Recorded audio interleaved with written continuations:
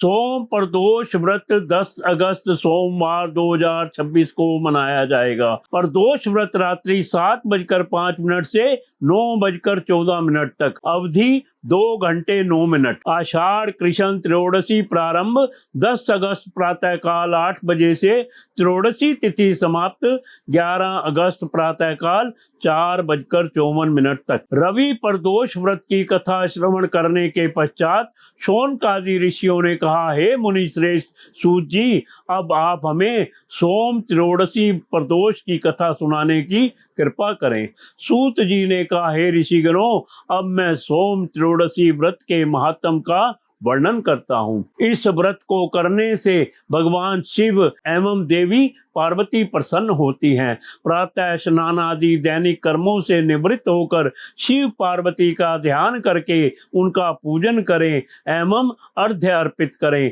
ओम नमः शिवाय मंत्र का 108 बार जप करें।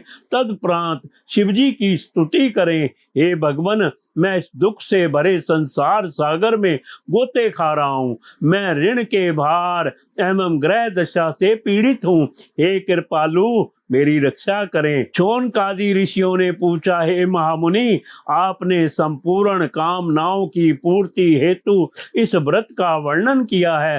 अब यह व्रत किसने किया तथा उससे क्या फल प्राप्त हुआ, कृपया यह वर्णन करें। सूत जी ने कहा, एक नगर में एक ब्राह्मणी निवास करती थी। उसके पति का देहांत हो गया था। उसका कोई भी सहारा नहीं था, इसलिए वह प्रातः होते ही अपने पुत्र सहित भिक्षाटन हेतु जाती तथा जो भी भिक्षा प्राप्त होती उसी से वह स्वयं का एवं पुत्र का भरण पोषण करती थी।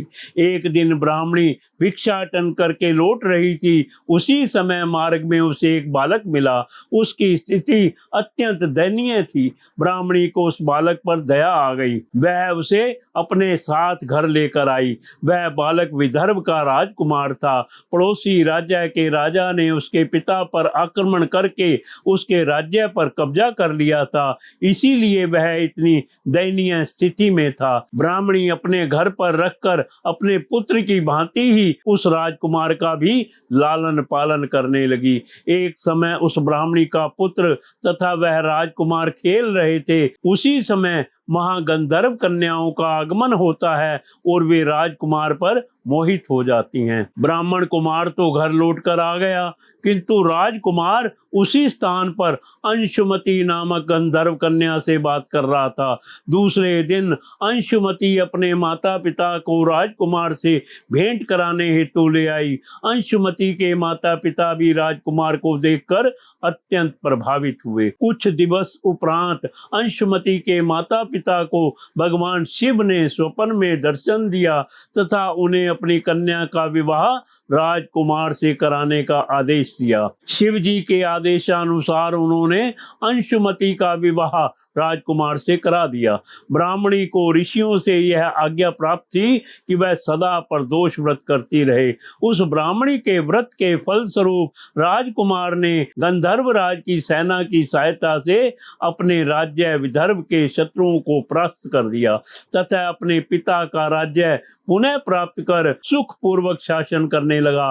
राजकुमार ने ब्राह्मण कुमार को अपना प्रधानमंत्री बना लिया।